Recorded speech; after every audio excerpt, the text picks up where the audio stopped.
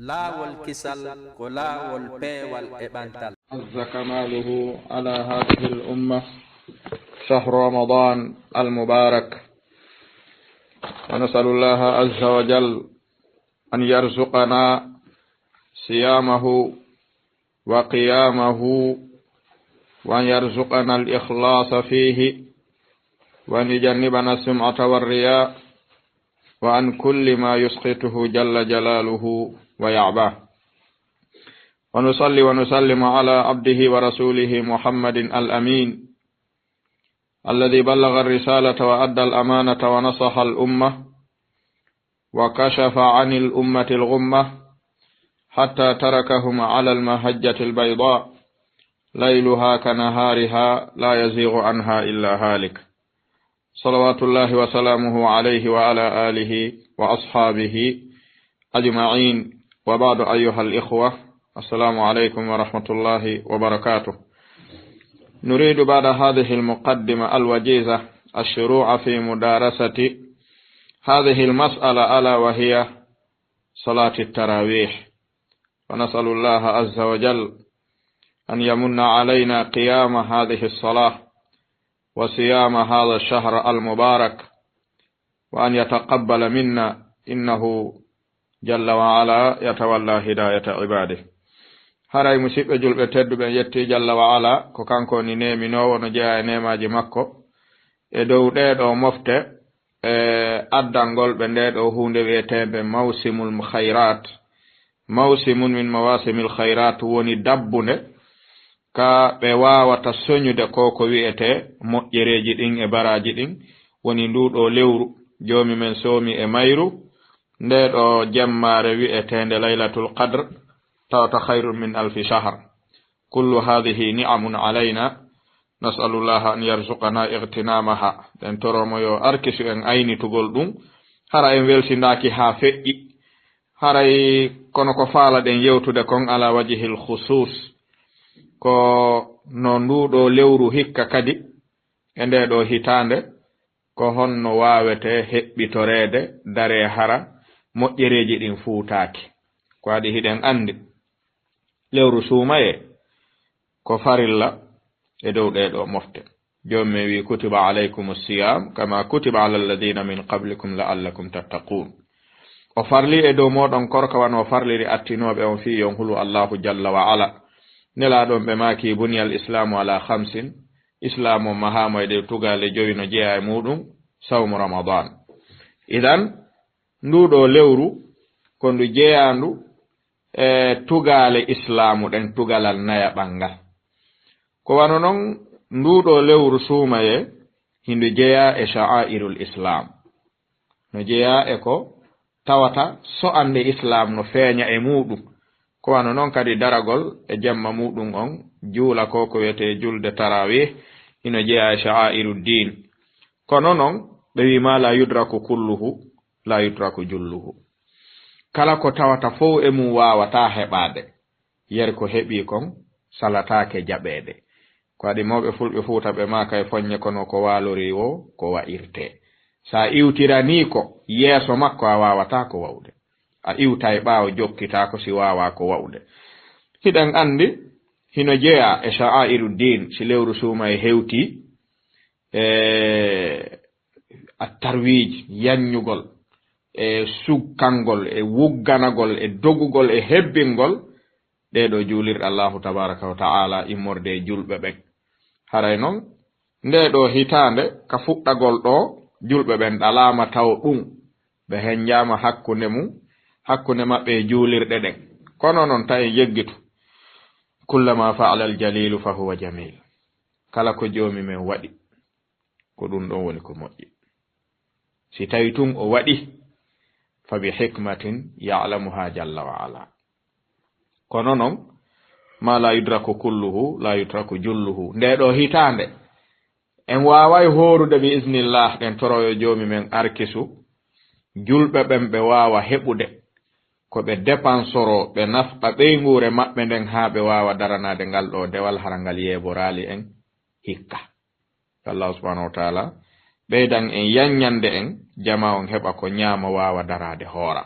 o ɓeydana en sutura on e yurmenenen o hawta ɗum julɓe ɓen fof ala wajihil umum. si ɗum ɗon feƴƴi musidɓe julɓe ɓeyden wakkilade hikka hino hulɓini ko num hulɓini hikka hiɗen andi no ɗuɗuno ko wullitete e julɓe ɓen. si suumaye hewti ko bukku almamiɓe ɓen karamokoɓe ɓen heɓataka daro heɓataka rewa yahgol ka juulirde juulete ha ka laawi juule ha ka cuntuji kono ko balɗe seeɗa ton heewete ɗum no wullitede ka seeɓi balɗe 15 a sikka jama on maaya woni ɓe ɗuyto ma ɗum joni ɓe newnanama angal yahugol on andi ɗum wullitama ko neeɓi eneno mo tawta juulirde nden no uddita hino juulede hino waajede tawi oɗo o wawata no timminde ene si nde juulirde fermama wi'ama e ngal goto yaata ton ko honno on waɗata nden hitande no hatton jinni julɓe ɓen ɓeyda dadade ɓe dadito ɓe daro ɓe juula nde julde ka cuuɗi maɓɓe ɓe waɗira ɗum sabu allahu subhanahu wa ta'ala. si ɓe waɗiri sabu makko ɓe sendata ka juulirde e ka cuuɗi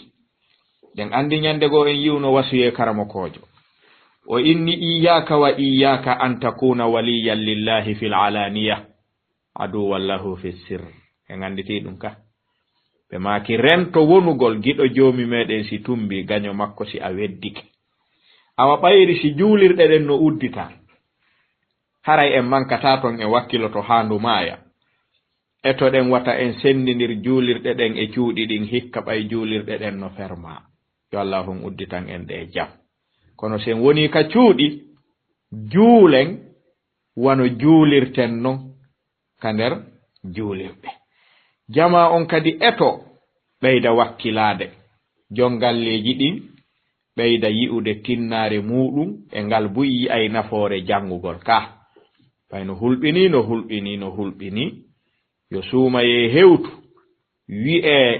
juulirɗe ɗen fermama ton yahatako haray ko onon julnata en onon homɓe onon jongalle ɗen onon soodoɓe maaro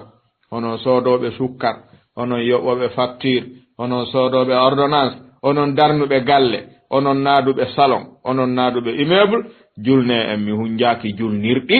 no hulɓini mi hunjaki julnirɗi ala e qur'ana ngol julnirtaake ɗum hulɓinaaki no hulɓini non si jama on daditaaki wata ɗum feeñu yo jama on eto wakkilo yoɓe eto ɓe wakkilo ñande wo ñande jon galle yo ndaaru no o towiri wo o ɓeyda rewtagol qur'an no o fanɗiri alluwal wo yo eto ñande wo o hunjo hay si tawi hande ko ya hunjo naasi jango hunjoɗa falati faɗɗi jango hunjoɗa ikhlas hunjoyɗa masad woni tabba hunjoyɗa nasrullahi hunjoyɗa kafiruna hunjoyɗa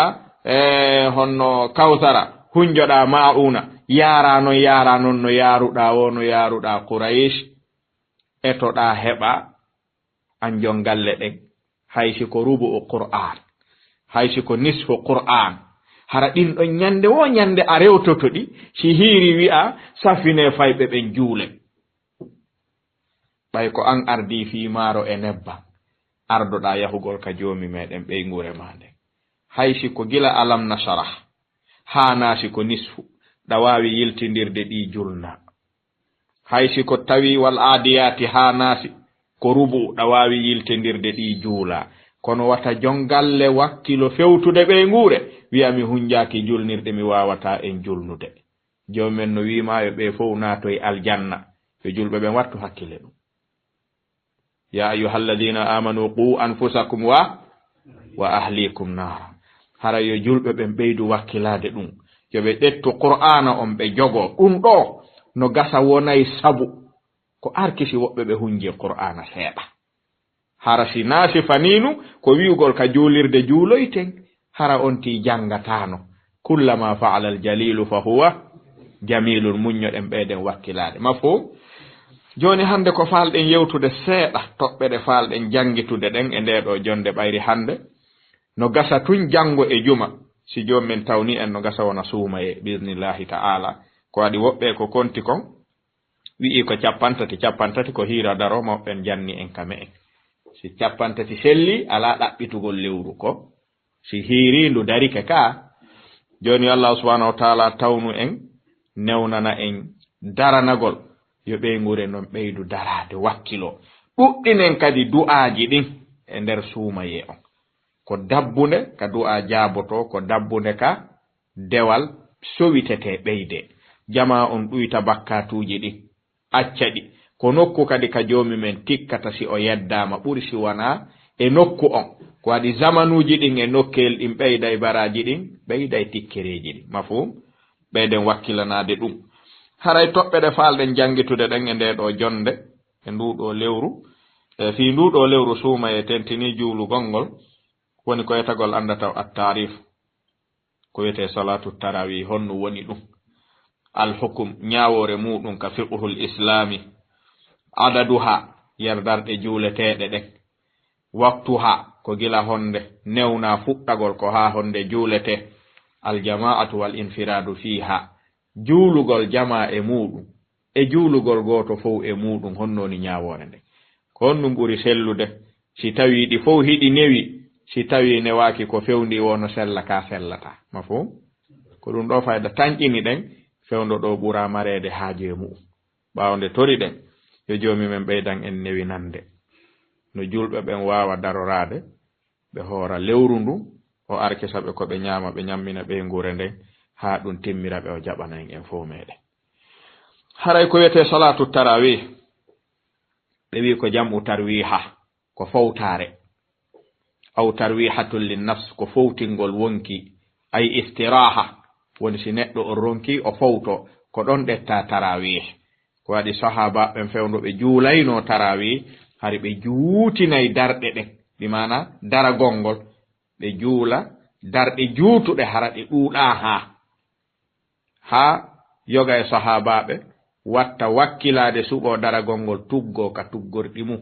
hara si ɓe juuli darɗe nayi haray ronkama hatton jinnete jooɗagol fowto seeɗa si immitano nayije aroje ɗon ɗen ko ɗum innira salatu tarawih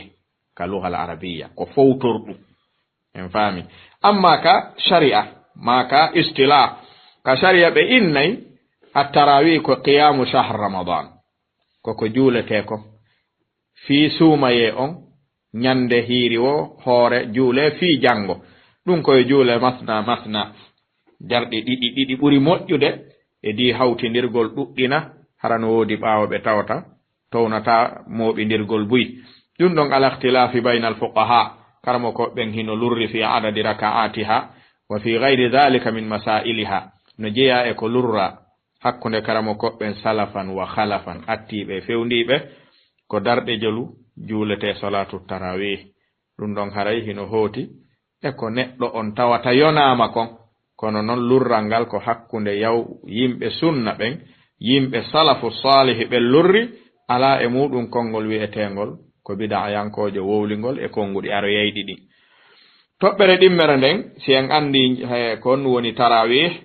woni alhukmu taklifi li salati tarawih bimana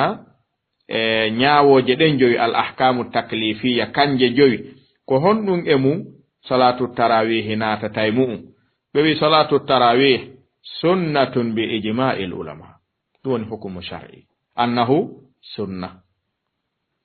ko sunna mo tawata wa hiya indal ulama sunna muakkada ko sunna tentinaɗo mo weltindatake e muɗum mo hewtali waɗɗagol wa hiya sunnatun lirrijali wan nisa ko sunna ka sonnaɓe ɓen ka worɓe ɓen fof yahugol juuloya ko waɗi nden ɗon julde hinde jeeya e sha'airul islam feññinay islamu on feññinay julɓe ɓen wa hiya min a'lami dini zahira kadi no jeeya e alamande diina ko feeñi kon ko ɗum sen yii sinde hewti gurnan yimɓe ɓen fof lewru ndun sansay ɗum no yarata non golleji ñalorma golleji jemma si woni alansara juulama suumaye a tawa yimɓe ɓe gurdam maɓɓe ɗan no wayli fewno ɗo e diisi wana suumaye ka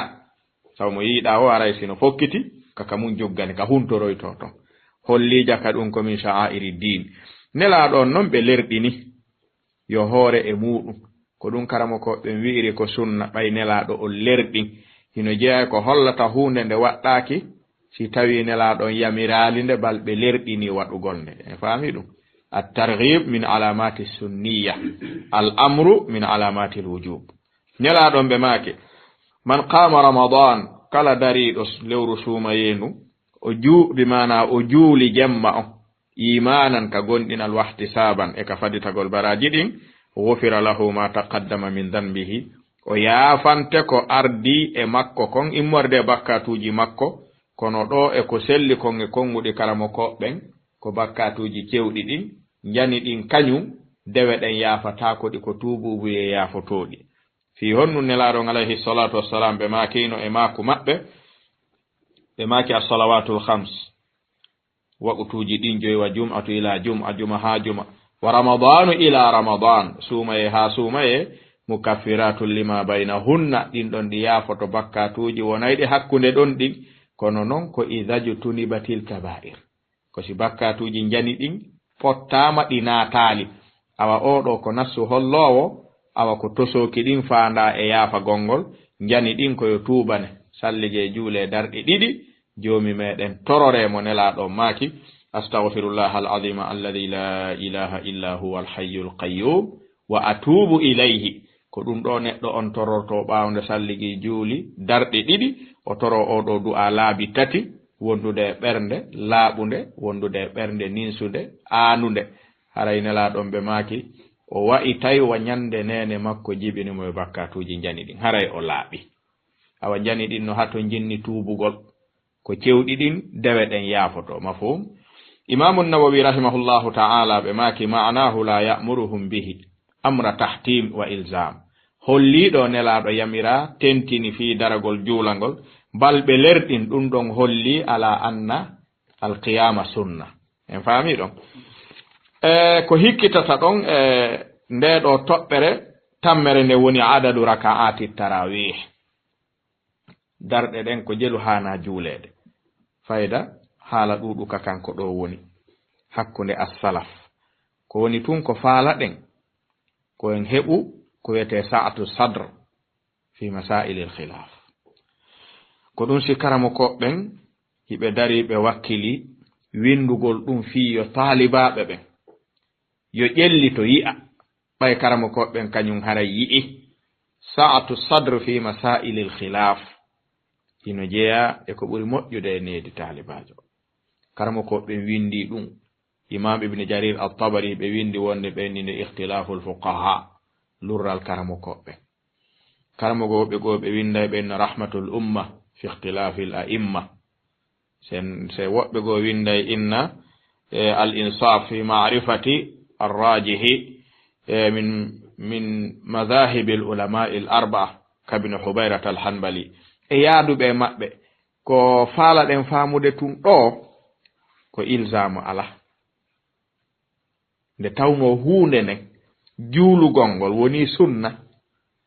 karamo koɓɓen si ɓe lurri adadu on haray ɓay lurruɓe ɓen ko yimɓe sunna nassu araali taƴi pat wi'i ko ɗum ɗo haray ɗon ko neɗɗo on suɓoto ko yoni ɗum kon yaaday ɗum acca heddiɓen kadi suɓo ko yoni ɓe kon ɓe yaaday mu'um hara en waaway lurrude ka haanuɗen lurrude ton yaaden ka haanuɗen yaadude ton hara lurral ngal haɗata yaaden ka haanuɗen yaadude ɗon adadu raka'at fal kalamu fihi kathir konguɗi no ɗuuɗi e muɗum ko ɗum si tawi imamu suyuti rahimahullahu ta'ala hiɓe windi deftere ɓenninde almasabih fi salati tarawih ɓe maaki lampu yonnorɗo on fi nde ɗo julde e fowtetende muɗum alladhi waradat bihi al ahadithu sahiha wal hisan al-amru bi qiyam ramadan wa targhibu fihi min ghairi takhsisin bi adad ɓe maaki maakuje ko ɗetta kon ene laaɗo immorde selluɗi ma ɗum ɗi hewta sellugol woni hisan selluɗi dallinorgol ɓe maaki lerɗingol ari ene laaɗo yo dare juule kono iwrale nelaɗo ka konngol maɓɓe dottugol ñalaɗe bimana darɗe ɗen ko jelu juulete. walam yathbutu anna annabiya sallllahu alayhi wa alihi wa sallam sallat tarawiha 20 raka tabitale nelaɗo ɓe juuli ko wiyete tarawih darɗe nogay wa innama salla layali salatan lam yadhkur adadaha nelaɗo on ko darɗe seeɗa juuli fi hollugol no shar'ina ɓe acciti fi kulol wata farle mofte ɗen ronka gaynude townude. ثم تأخر في الليلة الرابعة قدر تتب جولي تراوي خشية أن تفرض عليهم فيعجزوا عنها ها مفتد الرنكة واود هوب إندو ياد دون تايكو سابو يرمين نلادون ونند مفت مقبدين يغاندي عدد إورالي نلادو بوينون دالين روبة أرتو بباو بي أفيتاك كو حديث يما من عائشة كبخاري كبماكي ما كان رسول الله صلى الله عليه وآله وسلم يزيد في رمضان ولا في غيره على 11 ركعة أو حديث يمجيء كوني سبو لورال كرمو كو بنانو فايدة أتي ببين كو سكتي ببين تاوغل و يوم من عائشة بماكي نلاتون بيدة تانو أو دغتا كو بيدوغل كو بين فامو بدون دون سالوتو جولوغل أرتو يا جولا ma ɗum ɓe salo ɓeydugol ɓaawo imamu si imamu no yi'i ɓeydugol e dow 12 ko ɗum si imamu Abu Malik kala faala yawka deftere maɓɓe sahihu fiqhi sunna wa tawdihu madhahibi al a'imma li Abi Malik ɓe maake kamɓe ko ɓe faala yewtidude e kala wi'uɗo ɓeydata ala 11 raka'a ko adi rasulullahi lam yakun yazid hari ɓe ɓeydata wo bennete ahlan wa sahlan wa marhaban bik be tawtima ta beydu ala 11 raka'a ko honɗum faalaɗa e angal beydu gongol ko muwafaqatu rasulillah ko hawrondirgol e nelaɗo on ka sa wi a ɓeydata ko ɓay nelaɗo on hari ɓeydata ɓenni mi tawtima kono non julde nelaɗo nden no mari piiji ɗiɗi okken ɗum hakkil kala faalaɗo e hoto e ndara كصحيح فقه السنة وتوضيح مذاهب الأئمة كلام ووالي كبه ويئي دونكم كبه واليني دونكم هاري يوم بمبونو ينانا نغال بولا يوم بمبونو بمعنى سيمو دوبونو يو دي تتوها او حتى حكيل وميجي تونون كو اجابو بيويسي تاوي كو وتا لندو نلا دو فالادا ko ɗum hari ɓeyda si a ardinama wi'i ya julnu si 10 timmi 11 a ɓeydata haysi ɓaawo ɓen no yiɗi ɓeydanede a wi'ay nelaɗo ɓeydali si a juuli ɓaawo imam ɓeydowo si o hewti hiɗa yaltude yaha ɓay nelaɗo on ɓeydali ɓe maaki kamɓe Abu Malik hadha yushattitu l umma ɗum ɗo fecca e mofte nelaɗo ɗen ko waɗi goo nelaɗon ɓe maaki e maako maɓɓe selluɗo man qama ma al imami hatta sarafa kutiba lahu qiyamu laylati kala dariɗo juulide e imamu salatu tarawi o muññiɓe juuli ha o gayni yerko o juuli wo jomme windanaymo baraji juuluɗo jemma on fuu an a lundike nelaɗo ɗo a yalti a acci imam o gaynaali nelaɗon ɓe maki ya wonu ha gayno a ɗaɓɓi hawrondirgol e maɓɓe kono a wattali hakkil a lundorike ɓe kadi ɓen famude imam Abu Malik woni wolde kon ɓe watti ɗon ɓe maaki si tawiɗa faala hawrondirde e nelaɗo ka salatu tarawih bila ziyadatin wala nuqsanin ɓe maaki alayka kama kana alayhi salatu wassalam nelaɗo hino mari kammiya ko ɓe juulayno kamɓe qiya salatul layl mutlaqan hiɓe mari kayfiya no ɓe juulirayno salatul layli ɓe maakino e golle nelaɗo ɗen kammiyatan wa kayfiyatan ko darde jelu nelaɗo juulayno jemma darɗe 11 hari ɓe ɓeydata kon no ɓe juulirayno ɗen Hudhaifata ibn al-Yamani wi mi yehi mi waali ka nelaɗo fi ndarugol no ɓe juulirta jemma ɓe juuli geeƴe ɓe walti seeɗa ɓe fini ɓe immi ɓe salligi ɓe fuɗɗi mi inni wata ar waala ka nelaɗo ɓe immo juulugol jemma waaloɗa haa ɓe juula immo ɗowta ɓe juuli ɗon o wi mi yehi mi salligoy mi ari mi tawi ɓe detti suratul baqara ɓay ɓe gayni fatiha nelaɗo on ɗo Abu Malik wi ko fiyo ɓe addane sunna nelaɗo on ka kayfiya ndara si a naɓoray si a townata kayfiya on hara a ŋappaki ka kammiya lundoɗa ka kayfiya wi a hawriti e nelaɗo wo Hudayfa wi nelaɗo ɗetti baqara ɓe soggingol ha ngol suuri fewndo ɗo tara wihi julirde nden alaka e dow leydi ndi darnde baqara no wodi Hudayfa wi ka ɓernde awa nelaɗo no juutina julde jemma no gasa ɓe sujjay awa singol suuri ɓe gayningol ɓe ɗettoy nisa'i hiɓe pooɗa kala kadi aya ka ɓe hewti ka toreteɓe daroto ɓe toro ka mooleteɓe daroto ɓe moolo ɓe naɓi ha ɓe surni nisa'i minni Allahu akbar emba nelaɗo no wakkili no gasa si ɓe gayningol ɓe waɗay ruku ɓe gayningol ɓe ɗetti Ali Imrana ɓe yiltitaningol ɓe diwnongol minni Allahu akbar ɗum ɗo fof ka nder ɓernde hulino o wi kadi mi yehi ha mi eɓɓi accidude e nelaɗo e julde nden ko haɗi tawi mi ronki minni kadi si a waɗi ɗum haray a halkike accida e nelaɗo e dewol wakkilo mi wakkilo kadi ko yernon do mi woni yaarude ninna sa accitiɗo aya tippoto e maɗa o jange ha darngal o accidunoɗo e nelaɗo julde nden hara heɓi inde mi wakkilo kadi min yaari noon ɓe ɗetti Ali Imrana ɓe surningol joni ɓe ɗetti baqara ɓe ɗetti Ali Imrana ɓe ɗetti nisa'i ɓe natano e Ali ɗo honno Maida darnde aranere ndengoy Imam Abu Malik woni adde ɓe maki ɗum ɗo no selli e nelaɗo wallah ɓe naɓi ha ɓe gayni Maida ɓe waɗoy ɗon Allahu akbar ruku'u ɓe ɓanti Huzaifa wi ruku'u maɓɓe darnde nden ko seeɗa ɓurdi juutude si ɓe waɗi sujuudu nge ruku on ko seeɗa ɓurdi juutude ko ni ɓe juulirno on ɗon jemma kami waynitino ɗon nden ñande mi yehi taali toon fi waalugol Imam Abu Malik ɓe maaki in kunta turidu an tuwafiqa rasulallahi fil kammiya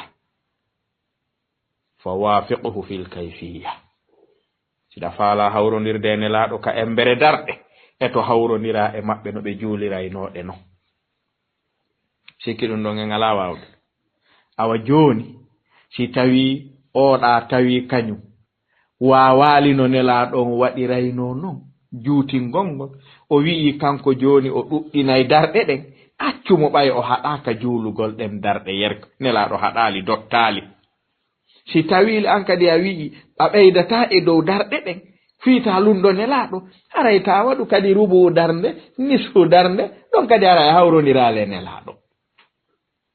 awa ɗon haray ko mboye mon hawrondiri e maɓɓe oɗa juuli ɓuri ko ɓe juulayno kon e darɗe an a jangi ko siwa ko ɓe jangayno kon ko mboye mon hawrondiri e maɓɓe hay goto awa goto e mon fof ko yer ko wawi kon woni waɗude fattaqullaha mastafatu aybingol ala ɗon yajibu an yakuna suduru sa'a no hani ɓerɗe ɗen wona yaajude fi masailil khilaf hara e lurra e ka salafu lurri ton yaaden ɓay ɓe yaaduno kala ka ɓe lurrunoɓe sertali hara sendali en sina ɗum hara e pittali ɗen heeɓi geɓal afu faami keɗon hara e adadu on ko ɗum ɗo woni ko ɓuri raɓɓiɗude ɗon kon no woodi eggaɓe e salaf juulaynoɓe noogay wono Umar ibn al-Khattab Imamul Bayhaqi no filli on asar ka Sunanul Kubra Imamul Nawawi no filli mo kal Majmu wa sahhahahu ko nun si Imamul Bayhaqi ɓe maaki kanu yaqumuna ala ahdi Umar radiyallahu anhu woni sahaba ɓen fi shahri Ramadan bi 20 raka'a rawa hadha al-hadith Imamul Bayhaqi fi Sunanihi al-Kubra wa sahhahahu Imamul Nawawi fi al-Majmu' en andi si ɗum ɗo selli e Umar ibn al-Khattab tay ko Ubay ibn Ka'b woni julnude sahabaɓe ɓen ka juulirde nelaɗo sa wi a ɓeydata e dow darɗe 11 harayɗa hani landitade ɓeɗo ko honɗum ɓe ɓeydanno si ɓeɗo ɓeydi mo nelaɗon maki alaykum bi sunnati wa sunnati al-khulafa'i ar-rashidin ɓe waɗi ɗum heɓake maɓɓe waɗɗo inkar si an artiɓa a waɗi inkar a wi ɗum ɗon sellata ene haray a feññinali tinnagol e yiɗugol hawrondirgol e nelaɗo ɓuri Umar e ɓeɗo sahabaɓe na hara joni enen kon nun jokkuɗen wiiɗen ko alquran wa sunna ala dawi fahmi salafi as-salih jon non umar ibn al-khattab min a'immati salaf bal huwa min al-khulafa'i rashidin summa huwa thani ka joni si tawi o yamiri ɗum ɗo sahaba ɓen waɗi karamo ko ɓen filli woodi e salafu sellimɓe qissa on hay si woɓɓe go lo'ini haray ɗon kadi si ɓeeɗa wi no selli ɓeeɗa wi lo'i haray lurral ari sa tawti sellimɓe ɓen a jaɓa e gollal ngal si a tawtali a jaɓata gollal ngal kono angal jaɓugol gollal ngal waɗɗinta haɗugol jaɓuɓe ɓen ha joni ko on to hotata falyakun as-sudur wasi'a en faami ko ɗum si tawi adadu on imamul kasani ɓe maaki ka deftere maɓɓe bada'i us-sana'i ɓe maaki jama umar ashab rasulillahi sallallahu alayhi wa alihi wa sallam fi shahri ramadan ala ubay ibn ka'b fa salla bihim 20 rak'a ɓe maaki kamɓe imamul kasani wa lam yunkir alayhi ahadun fayakunu ijma'an minhum ala dhalik idan man ankara hadhihi az-ziyada faqad ankara ijma' as-sahaba hal fahimtum hadha imam al-kasani sahibu bada'i as-sana'i be woni talibabe imam samra gandi be maki wo umar moɓindirno sahabaɓe ɓen tawi almami on ko ubay ibn ka'b hari himo julna sahabaɓe ɓen darɗe noga e fewndo maɓɓe andaka e sahabaɓe mettinnoɗo ɗum fewndo maɓɓe ɓe yaari noon ha ɓe feƴƴini wosi tawi sahabaɓen waɗi hiɓe ɗuuɗi ɓe wooda goto waɗali inkar sukutuhum ijma'un ka joni mo wi'i ɓeydata ko ɗon no harmi haray ankara ijma' as-sahaba kama qala imamul kasani huna watti ɗon imam ibn abidin sahibu darril mukhtar ko ɓe waɗi darril mukhtar hinde wi'e hashiyatu ibn abidin hiɓe jeeya e mawɓe madhab hanafiya ibn abidina ɓe maaki ka darrul mukhtar ka raddul mukhtar ɓe maaki alayhi amalu nnasi sharqan wa garban ko juulugol darɗe nogay ka tarawi woni ko yimɓe ɓen arti jokkiti ɓaawo sahabaɓe feƴƴude puɗal e mutal hakkunde ɗo anda ka golle ɗiɗi andi wigol ɓeydata e dow darɗe 11 ɗen no mari golle koy ko waɗi nelaɗon taw haɗali ɓeydugol go'o ko ɗum woni haala kan sahabaɓen ari ɓeydi ko nelaɗon haɗali kon ɗo haray ko hananayma ko tawtugol ma deƴƴugol kono sa waɗi inkaru tun haray anta tunkiru ala salaf summa kadi kibaru salaf woni as-sahabatu radiyallahu anhum ko ɗum si tawi kongu ɗiɗin no ɗuuɗe ɗum ɗo ko faalete ɗen wasiyade kala faalaɗo yanñade nde toɓɓere haranayi wowlu ko ɗuuɗi ɗo yo hotu kal majmu' lil imam an-nawawi ka salatu tarawih o hota ka al-mughni lil imam ibn qudama ka salatu tarawih o hota ka hashiyatu ibn abidin woni dar raddul muhtar fi darril muhtar hashiyatu ibn abidin ma ɗum o hota ka sharhu zarqani ala muwatta malik ma ɗum o hota ka nailul awtar lil imam shawkani o taway al amru fihi sa'a inda salaf ma kana wasi'an inda salaf la nudayyiquhu wara'ahum wa khalfahum sino yaajuno fewndo maɓɓe en newnanaka faaɗingol ko ɓe yannyuno kon ka si ɓe yanyi en yanyay ko ɗum si cheikhul islam ibn taymiyata alayhi rahmatullah akbar wa afdal man harrara manhaja salaf bila niza'in alaysa kadhalik man harrara tarifuna tahrir woni seɗuɓe ha sendi guɓe e condi manhaju salaf on no yarata cheikhul islam no jeeya e maɓɓe afdalu man harraraha heɗoɗen konngol maɓɓe ɗo fi salatu tarawi fermen ɗon acciren non mo tawoyta hawrana ɗum wo hoota landitoɓe ka majmu'ul fatawa maɓɓe ɓe jaabomo ɓay ida takallama fi qawlin aw fi mas'ala la yatruku li qa'ilin majalan wa min adatihi si ɓe immanike seɗugol toɓɓere si ɓe gayninde ko landotoɗa fo ɓe reway e mum si ɓe hokka on tawfiq mafhum wa qala cheikhul islam ibn taymiyata rahimahullah qiyamu ramadan daragol juula lewru bimana suumaye lam yuwaqqati nabi nela ɗon bimana dottali fihi adadan muayyana ɓe dottali limore toɗɗande bal kana huwa sallallahu alayhi wa alihi wa sallam nela ɗon kamɓe hari ɓe laatino la yazidu fi ramadan wala gayrihi ala 13 raka'a ɓe ɓeydatano e dow darɗe 13 ɗo ko riwayade 11 lakin kana yutilu raka'at on yiino kono kamɓe ɓe juutinayno darɗe ɗen falamma jama'ahum umar ala ubay ibn ka'b nde umar moɓidiri sahaba ɓen dow ubay ibn ka'b kana yusalli bihim 20 raka'a hari ɓen ɗon julnayno kañum darɗe nogay summa yutiru bi 3 ɓe waɗira witiri on darɗe 3 woni darɗe 23 wa kana yukhaffifu alqira'a jon non ɓe ɗuytayno darɗe ɗen bimana jande nen ɓe ɗuyta jande nen bi qadari ma zada min arraka'at ɓe ɗuyta jande nen yerko ɓe ɓeydi kon e darɗe ɗen kanel ha ɗon waɗaynoyoɗa darɗe 12 ma 13 yerko ɓe jangayno kon juuta ha ɓe ɗuyta jande nen ɓe ɓeyta darɗe ɗen fiyo jama on waawu ɓeydade juutugol ngol ɗuytanoɓe en faami ɓe ɓeyday woni darɗe ɗen fiyo jande nden ɗuyto ko darete ko mafhum woli anna dhalika khafu ala alma'mumin ko ɗum ɗon ɓuri hawrondirde e hoyfude dow almaɓe ɓen min tatwili raka alwahida e di juutingol darnde wotere nden juutinande ha summa refti kana ta'ifatun min as-salaf awan yino sheikhul islam be maki latino dongal e fedde jeyaɓe salaf yaqumuna bi 40 raka'a no woduno e salafu darotoɓe julna darɗe 40 tarawe fi honɗum ar-rasulu lam yuwaqqita adadan muayyanan ɓe dottali kamɓe wa yutiruna bi 3 ɓeɗo juulayno 40 ɓe waɗa witiri 3 woni 40 ɓeɗa waɗi 23 wa akharuna qamu bi 36 woɓɓe darotono juula 36 wa awtaru bi 3 ɓe waɗira witiri 3 ɓeɗo fo ko ta'ifatun min as-salafi bid'ayankojo alaɗo en famude wa hadha kulluhu sa'iqun sheikhul islam be maki ɗum ɗo fof no yaaji no newna no newori o juulire julde jemma salatun bimana qiyamu ramadan fa kayfa ma qama fi ramadan min hadhihi alwujuh yerno neworani yimɓe ɓen daragol juula wo e ɗiɗo noneji tabituɗi faqad ahsan waɗɗo ɗum on haray labini gollal ɓe maki noon wal afdalu yahtalifu bi ihtilafi ahwali almusallin ko ɗum ɗo ɓuri moƴƴude ko jokkata ko julneteɓe ɓe wo fa in kana fihim ihtimalu li tuli alqiyam si tawino e maɓɓe wawde ronditagol juutingol darnde nden wa gayrihi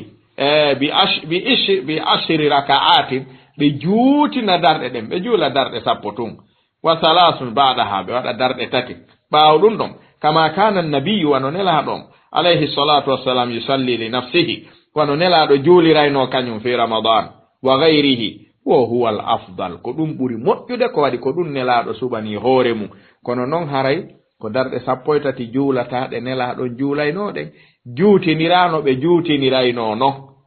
sonkoɓe non buyi e ɗum ka juulirɗe si hewti kañum tun ka mu'um ko leyleji tun julnirta si tumbike to famina no wawi ñuncade qur'ana yergina welna hono faala rewtade qur'ana kaka suudu mum julde jemma goto rewtata ko ɗo qur'ana sengo ɗerol ɗeri ɗiɗi wiya kaka farilla hunjoyto ɗin darta si wawiɗi ɗum ala a wawi julnude a weli dande jemma immo jemma tappa yer ko ɓowrinɗa wo ɓawo julɓe yeeso julɓe ɓen nelaɗon ɓe dotti ko julnirtaɗo leyleji ɗin ɓe maki moada hanno ɗetta washamsi wa duhaha hanno ɗetta wadduha hanno ɗetta sabbi suma rabbikal ala hanno ɗetta wallayli ta juuti ya moada e dow julɓe ɓen ɗa julnude ɓe siɗa faala juutinde siɗa julande hoorema antu juuti kono si tawi a woni imamu a memata wi antum a memata dow a anda dow antum sa ardi ke fuɗɗoɗa yerginde pooɗa tippina dow sonka yanga julɓe ɓe ko mbuyima ɗum e wattanta hakkille ɗum nelaɗon toɗɗi kegoye julnowo ɗi suɓata julnira ɗi siɗa faala rewtade qur'an ko jemma eɓɓata hande mi rewto hisbe inchallah mi julnira mo jemma min tu jokku ko rewtotoɗa ko naaka julirde dartete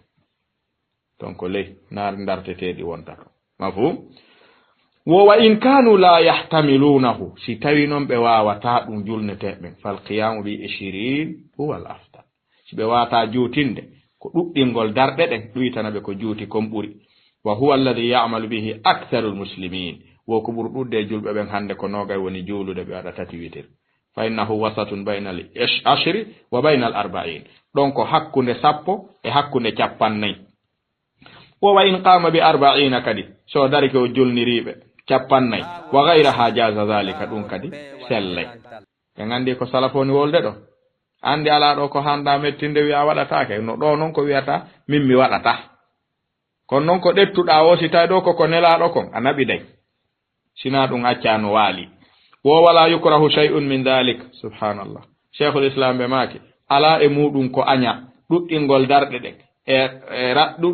ɗuytugol darɗe ɗen junna jande nden e ɓeydugol darɗe ɗen ɗuyta jande nden ala e muɗum ko aña wala yukrahu shay'un min dhalik wa qad nassa ala dhalika ghayru wahidin min al a'imma dongal e ɓe wana gooto toɗɗike wi ɗum ɗo fof no selli hino jeeya maɓɓe ka ahmad wa ghayrihi imam ahmad ɓe maki ellalay o ɗo noone fof ko ɓen woni imam ahli sunna wal jamaa sa waɗi a waɗi inkar ɗum anta tunkiru ala imamika sa waɗi inkar ɗum ɗo haray tunkiru ala imamika awalan imam ahmad summa tunkiru ala cheikh l'islam ibne taymiyata cheikhuka thaniyan haray moƴƴi haray on monta karama ko maye ɗum no ko ɗum wonta golle ɗen wo man dhanna cheikhul islam ɗo ɓe seɗi ɓe hirsi ka dane ka mayetano ɓe maki wa man dhanna kala sikkuɗo anna qiyama ramadan daragol juula suumaye fihi adadun muakkatun no ɗon embere dottande hara anin nabiyi ɗum koye nelaɗo ɗetta hara la yuzadu fihi ɓeydatake ɗon wala yunqasu minhu ɗuytatake ɗon faqad akhta'a wonɗo wo faamuɗo ɗum haray o falji ka faamu makko awa ko jelo faljingu nde faljere ɗo ɓe ɗuuɗi ka cheikhul islam ɓe maki faqad akhta'a o falji hootu siɗa faalayide ko laaɓi ɗum ɗo a hootay ka majmu'ul fatawa mujalladu 2 on sengo ɗerol 150 ɗo a yahay tun tugga honɗo a uddi kay tun yi'a en faami cheikhul islam ɓe maki faamuɗo ɗum wo o falji toɓɓere nayi ɓiire nden woni waktu salati tarawih sikken faamiɗa adadu on ka fal amru fiha sa'ighun no yaaji no newi no neworanma wo ala ko wiyete ɓeydatake mu yer ko wawuɗa wo ɓayri se wiɗo yer ko wawuɗa wo mi sikkano men fewndo ɗo hays ko inna tayna kal kawsara tum juulo 50 wowle na se wiɗo yer ko falɗa o ɗen ande hewtota hay noga yara e layi ko nebbe wuruɗen e produit chimique fuu sen gayinta ko satti fewndo kaɗen gayin hay fus se wiɗo yer ko wawɗa o juulu suuma ñento heɗormoɗa o tappay ɗon ha ñaccirni hande nan mi ronki eyyi ko jel heɓuɗa jeego mi juuli darɓe jeego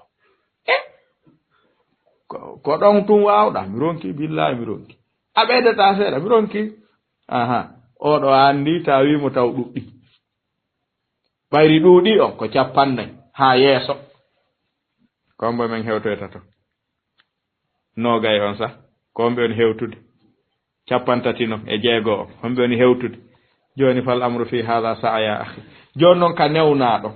ɓeydugol jemma on sa faala feccay ɗum juulaɗo seeɗa si ay moke ka sa faala juula malmani fi hadha ko waɗi suumaye ko dabbunde dewal kane wani ma waɗugol woɗa wawi wadde on yaali imamu shafi'i imam ibnu rajab ɓe andi ka deftere maɓɓe lataiful ma'arif limali mawsimil ami min al wadaif ɓe jaabi ɓe wi nelaɗon ɓe maaki famata qur'ana kala tippinɗo nde ko atti balɗe 3 ɓe maaki imamu shafi'i si suumaye hewtino ɓe tippinayno qur'ana laabi 2 nder suumaye laabi 10 sabu ñande wo ñande ɓe tippinayno nde laabi 2 ko ɗon wonɗen kontude aslan ñande wo ñande ɓe tippinayno nde laabi 2 ɓe ɗettayno nde bimbi ɓe tippina nde fana ɓe ɗetta nde bimbi kikiɗe ɓe gaynito nde ɓaawo geeje ha suumaye maaya goɗɗo landi ɓen ya imam nelaɗon ɓe maaki goɗɗo famata qur'ana tippinɗo qur'an ko atti balɗe 3 ɓe maaki nam ɗum ko si tayna ka dabbunde sika ka dabbunde kullu harfin bi 10 ɗon kono wawirɗa o waɗirta nokku hande ndu feƴƴata koyne ɓuri imam shafi famude ko nelaɗon makata ko al mawsim neɗɗon koye wippitu en faami amma waktu on ko waktu hombo tarawih fuɗɗoto ɗum ɗon hiɗen andi ko ɓaawo geeƴe ɗon fawtoɗen konngol goto salatu tarawih yabda ba'da salati al-isha wala yasihhu wala yujzi qabla salati al-isha mo juuli tarawih atto futuro atto geeƴe hara o juulaali nokku mum ko si geeƴe ɗen juulaama hakkunde ɗon e fajiri on ƴellitaade arano on ko ɗon geeƴe ɗen bimana tarawih on juulete ɗon on wona ko juuti ama fo en faami ko ɗon woni waktu on amma noon aljamaa fi salati tarawih sabu fewn ɗo ko ɗum ɗo julɓe ɓen heɓata iskal wowtanoma yaheede soccondire jillondire dare ton juula ha ñande imamu salmini wo anda adaduji ɗi juulata ko imamu salmini ko jel juuluɗo billahi mi anda turama ɓantama ɗum ha salminama mi anda ko jelu juula ɓe ala yaade ton si ono wiyama e juulan hoore mum julna ɓeygure mum nden fewno ɗo ceerno deedino taƴi on yawi ɗum na deedi taƴa hey a ɓowrina qur'ana ala julnowo ino sundum ne heewi ɓiɓɓe ma ne pake sukkar ka saaki ɓeygurnen no ɗuuɗi ha e joni ala julnowo si wona an a hunjaki a ɓowrina reedu taƴa ɗo ala jeen julne ɓowra o hunjaki wi hay ɓul walla waandu kerengol tun no juulire wakkile nani ala jeen jokkengol ha ɓowri non goɗɗi taw wiide ɓeygure nden on wata julnude ɓayna sonnajo wiyoto yo wallito ɗum julna on ka o julnayo o julnata yo jama on ɗettu qur'ana on kisan fuɗɗoro ley fatiha nas ikhlas eto hakkunde ɗon alam nashrah laka sadrak yo ɓowru yur yoɓe jinde ɗin ɗon kono yoɓe julnu ɓe ngure me en faami amma jama on ɓe wi ittafaqa al fuqaha karama ko ɓen fotti ala mashru'iyatil jamaa shar'inede juulugol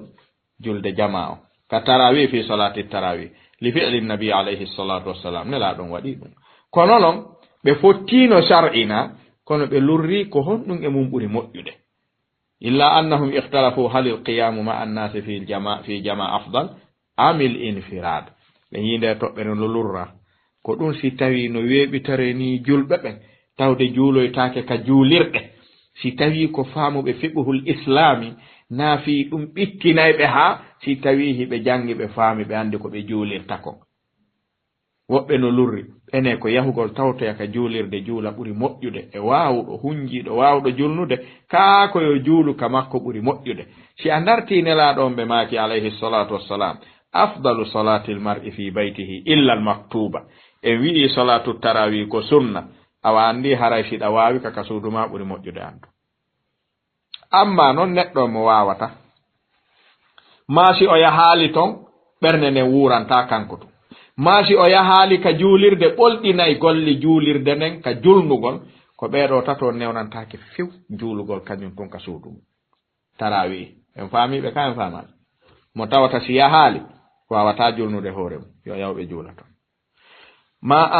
mo tawata no waawi julnude kono si yahaali mboɗo yimɓe ɓen ko ɗum o juulirta kanko tum mo waawi kono o wawata immade gonɗinal ngal dolna ha kaw immo o juula o waalto ɗo inno immoyto juula o regila o finoya 7 heures hara e subaka juulaka oɗo no hani deɓorude ka suudu ɗo yo yaw o juuloya ton oɗo si o juuloyaali ko wiigol andi hay karmo koyen ɓen si ɓe ala toon konno ɗum juulirte ala julnowo ɓen ɗon kadi wawata julde kadi suudu yoɓe yaw en heeɓi jelo heddiɓɓen sino faala e juulo yaw juule ka juulirde heddiɓɓen sina ɗum juula ka suudu fal amru sa fi e haqqe maɓɓe bimana kala ko tawata ɓolɗintama an ya waɗu ma an hiɗa wawi waɗude hiɗa mari kadi gonɗinal immagol waɗira kadi no waɗirte noon ma ɗum si a yahaali ka juulirte juulirde ɓolɗinta golle juulirde nden hara wigo andi hay kaari en ala yaade ton ɓen si yahaali koy holli ko siɗa faala si yaha si ɓenno e nder yimɓe ɓen kamɓe koye ɓe yaw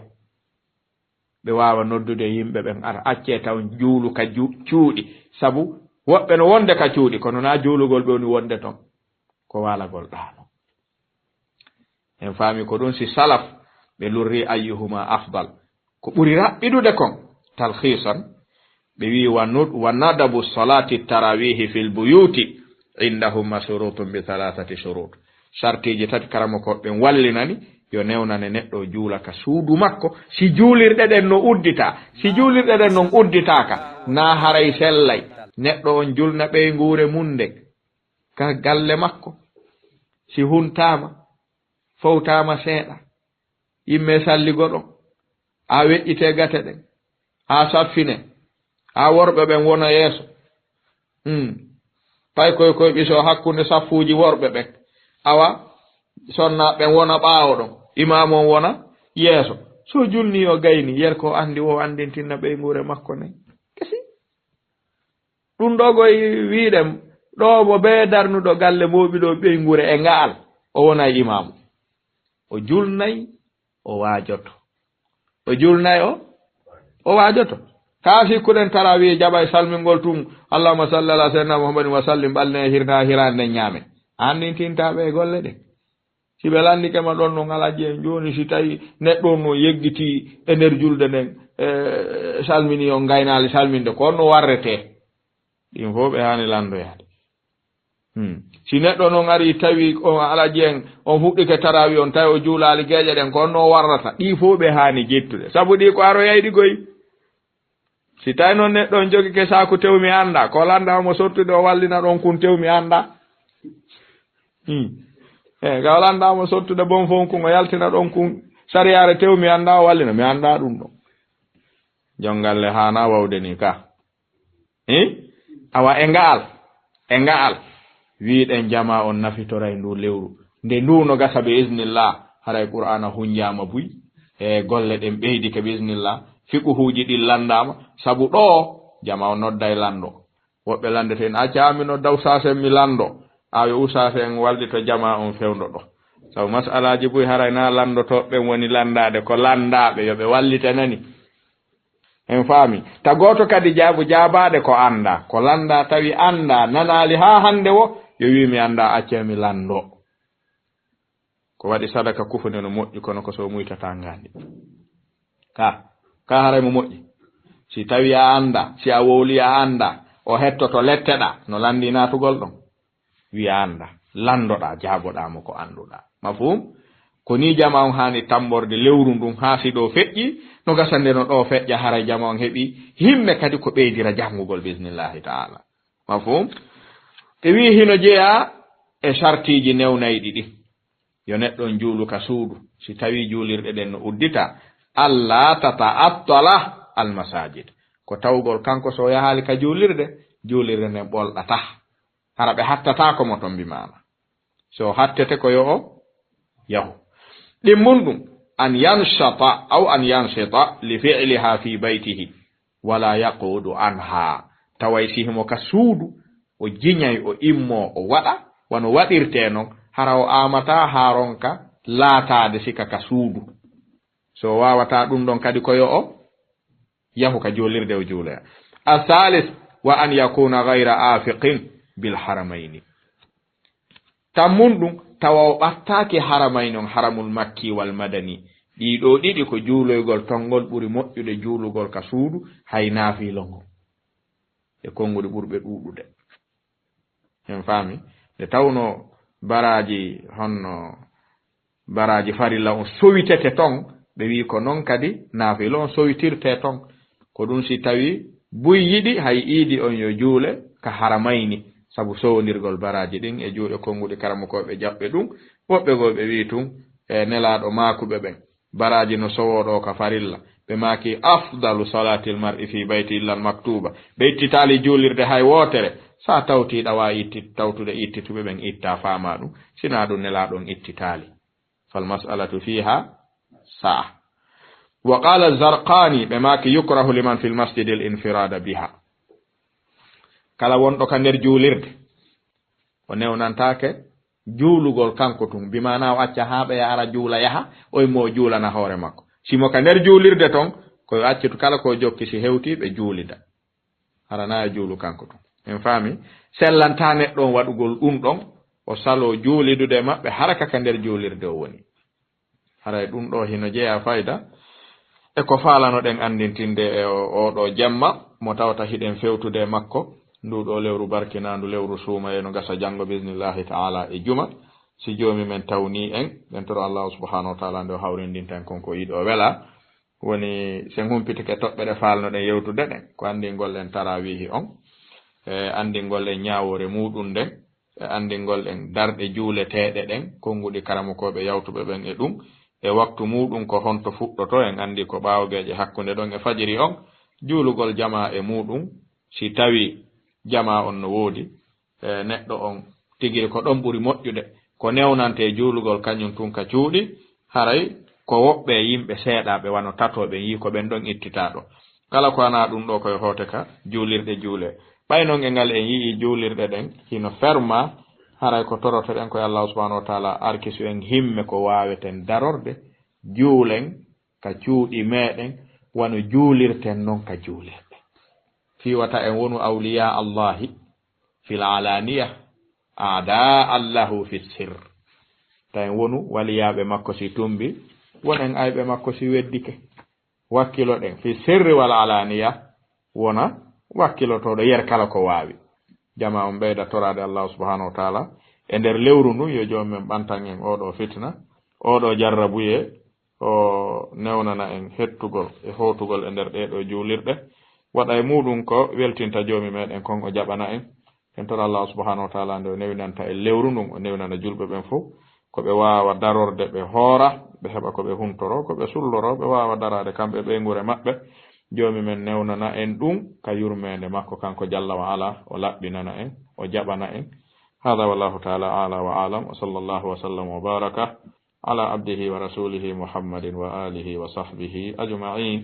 wassalamu alaikum wa rahmatullahi wa barakatuh muhammadin wa alihi wa sahbihi ajma'in wassalamu alaikum wa rahmatullahi wa barakatuh muhammadin wa alihi wa sahbihi ajma'in wassalamu alaikum wa rahmatullahi wa barakatuh muhammadin wa alihi wa sahbihi ajma'in wassalamu alaikum